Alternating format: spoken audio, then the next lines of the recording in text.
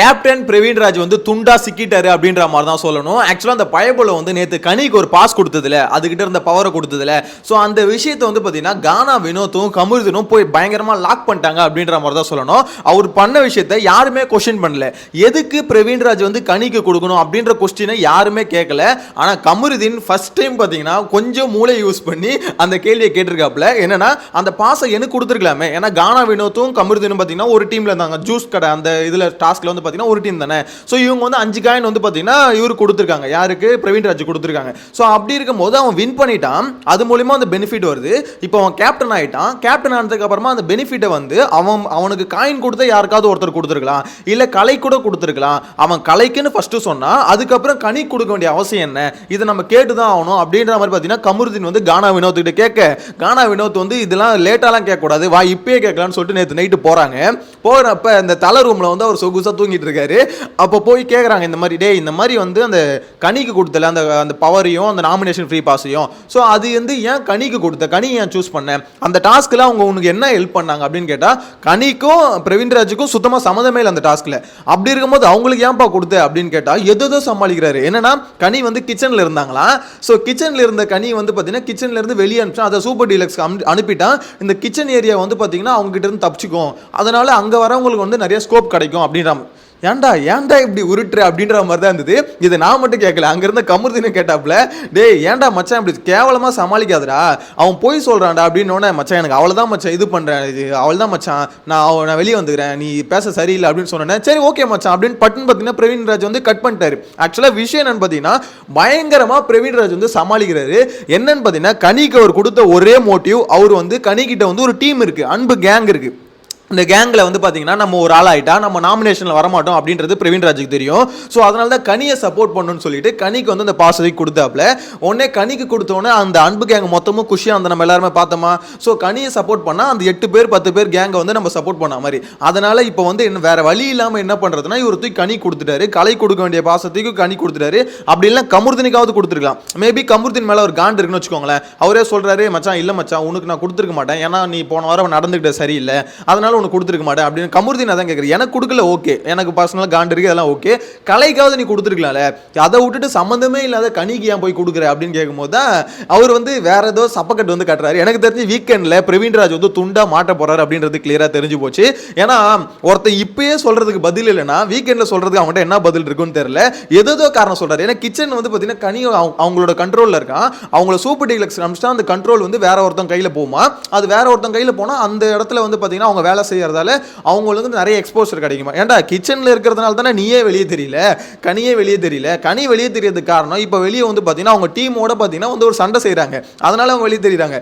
உன்னை வந்து கேப்டன் ஆகும் போதே பிக் பாஸ் கலாய்க்கிறாரு பிரவீன்ராஜ், இப்போ நீ ஒளிஞ்சிக்க முடியாது அப்படின்ற மாதிரி. அதை விட ஒரு மரண கலாய் இருக்கவே முடியாது. ஸோ அப்படிப்பட்ட பிரவீன்ராஜ் வந்து பார்த்தீங்கன்னா ஏதோ காரணம் சொல்லி பயங்கரமாக சமாளிச்சுட்டு இருக்காரு அப்படின்ற மாதிரி தான் சொல்லணும். கானா வினோத் போய் டீசெண்டாக கேட்டாரு, ஏன்பா பிரவீன்ராஜ் கனிக்கும் உனக்கு எந்த சம்மந்தமும் இல்லை, நாங்கள் உங்களுக்கு 5 காயின்லாம் கொடுத்துருக்கோம், ஸோ அப்படின்னும் போது இவனை கொடுத்து இவனை காப்பாற்றிருக்கலாம்ல நீனு, அதை விட்டுட்டு கனிக்கு ஏன் கொடுக்குற, அதே மாதிரி பார்த்தீங்கன்னா கலைக்கு இவங்களுக்கு யாருக்காவது கொடுத்துருக்கலாம்ல, சம்மந்தமே இல்லாமல் ஏன்ப்பா கனி கொடுக்குறேன்னு சொல்லும் போது இது பிரவீன்ராஜால பார்த்தீங்கன்னா சுத்தமாக சமாளிக்கவே முடியல, என்ன சொல்கிறதுனே தெரியல, என்னடா இது இப்படி கேட்டானுங்களே அப்படின்ற மாதிரி. உண்மையிலே பிரவீன்ராஜ் ஆனது பார்த்தீங்கன்னா ஒரு சீப்பான ஒரு ஃபேவரிட்டிசம் கேம் தான். ஏன்னா அந்த இடத்துல வந்து அவர் ஃபுல் அண்ட் ஃபுல் என்ன பண்ணாருன்னா கனியை வந்து ஃபேவர் பண்ணுறாரு, அதாவது கனிக்கு வந்து ஒரு நல்ல ஒரு பெனிஃபிட்டை தூக்கி கொடுக்கும்போது கனியோட மனசில் வந்து ஒரு நல்ல இடத்த பிடிக்கலாம். அப்படி நல்ல இடத்த பிடிச்சா அது எஃப்ஜேவும் சரி, சபரியும் சரி, கெமியும் சரி, ஸோ இவங்க எல்லாம் என்ன பண்ணுவாங்கன்னா ஓகே பிரவீன்ராஜ் வந்து நல்லவன், அவனை வந்து நாமினேஷனில் கொண்டு வரக்கூடாது அப்படின்ற மாதிரி இது பண்ணுவாங்கன்னு சொல்லிட்டு அவர் வந்து மனசில் நினச்சிருக்கலாம். ஏன்னா நினச்சி தான் அதெல்லாம் பண்ணாருன்னு க்ளீனாக அப்பட்டமாக தெரியுதுன்னு வச்சுக்கோங்களேன். ஆனால் இங்கே பிரச்சனை என்னன்னா அவங்க கனிக்கு கொடுக்கலனா கூட கனி நாமினேஷனில் வரமாட்டாங்க. யோசிச்சு பாருங்களேன், கனியை இங்கே யாருமே ஓட் பண்ணவே மாட்டாங்க. ஏன்னா கனி வந்து பார்த்தீங்கன்னா ரொம்ப பயங்கரமான ஒரு டீமை செட் பண்ணிட்டாங்க, பெரிய டீமாக இருக்குது. ஸோ அதனால கனியை நாமினேஷனில் கொண்டு வரதே கஷ்டம். 4 வாரம் ஆயிடுச்சு, 4 வாரமாக ஒருத்தங்க நாமினேஷன் வரணும்னா யோசிச்சு பாருங்களேன், எந்த அளவுக்கு ஒரு கேங் வந்து பயங்கரமா பில்ட் பண்ணி வச்சு. கனி என்ன வேணா சொல்லலாம், நான் இண்டிவிஜுவல் கேம் ஆடுறேன், அதை கேம் ஆடுறேன், இதை கேம் ஆடுறேன்னு. அங்கே வந்து ஒரு கேங் இருக்கிறது அப்பட்டமாக தெரிஞ்ச விஷயம் தான், ஓகேங்களா. அது ஏன்னு பார்த்தீங்கன்னா நேற்று கூட பார்வதி இந்த கனி சண்டை போயிட்டு இருந்ததுல, அப்போ வந்து கமருதீன் பக்கத்துலேருந்து ஒரு மாதிரி பேசிட்டு இருப்பாரு. எஃப்ஜே வந்து என்ன பண்ணுவார், இந்த மாதிரி கமருதீன் எஃப்ஜேவும் கெமி வந்து கமருதீன் ஒரு வேலைக்கோசம் வெளியே சும்மா அவனை கூட்டு வா, அவன் அங்கே இருந்தால் எதாவது பேசிட்டு இருப்பான்னு சொல்லிட்டு கூட்டு வருவாங்க.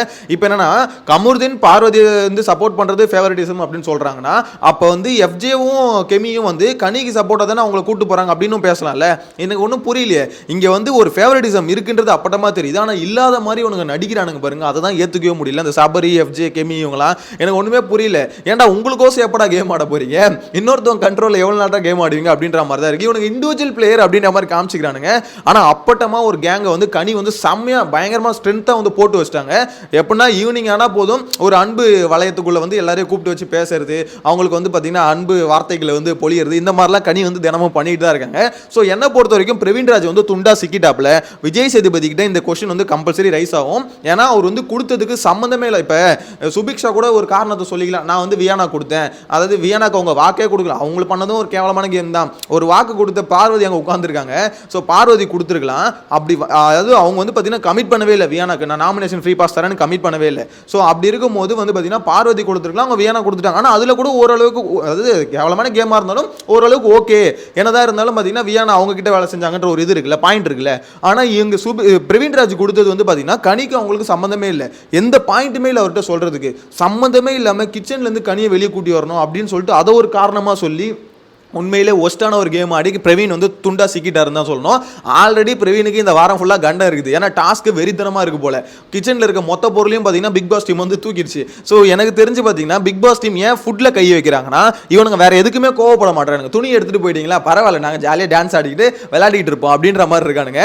அதனால டீம் யோசிச்சிருக்காங்க போல, இவனுங்க வந்து துணி எதில் கை வச்சாலும் கோவம் வராது, சாப்பாட்டில் கை வச்சாதான் கொஞ்சம் கோவம் வரும். ஏன்னா சோத்து கோசம் மட்டும்தான் இவனுங்க சின்சியராக ஆடுறானுங்க. அதனால சோறில் வெயிடா கையை, அதுவும் திவாகருக்கு ஒரு வேளை சாப்பாடு கட்டாச்சுன்னு வச்சுக்கோங்களேன், அப்படியே மிருகமா மாறிடுவாப்ல. ஸோ அந்த அளவுக்கு பார்த்தீங்கன்னா தலைவனால பசியெல்லாம் தாங்க முடியாது. அப்போதான் திவாகரோட யாரு எப்படிப்பட்ட ஆளு அப்படின்றது இந்த வீடு பார்க்க போகுதுன்னு நினைக்கிறேன். ஸோ அதனால பார்த்தீங்கன்னா சாப்பாடுல கை வச்சிட்டாங்க. நேற்று ஒரு 3 பேர் அதிரடி என்ட்ரி, திடீர்னு உள்ள வந்து பார்த்தீங்கன்னா மொத்த பொருளையும் எடுத்துக்கு லவுட்டிக்கிட்டு அப்படியே வெளியே ஓட்டாங்க. ஸோ அதெல்லாம் பண்ணதுக்கான மெயினான ரீசன் என்னன்னா, இந்த டாஸ்க்ல நீங்க வின் பண்ணணுன்ற மோட்டிவை கொண்டு வரணும், அந்த ஒரு வெறியை கொண்டு வரணும்னு டீம் முடிவு பண்ணிட்டாங்க. அடிச்சுக்கிட்டு மாலை போறானுங்க அப்படின்றது கிளியரா தெரிஞ்சு போச்சு.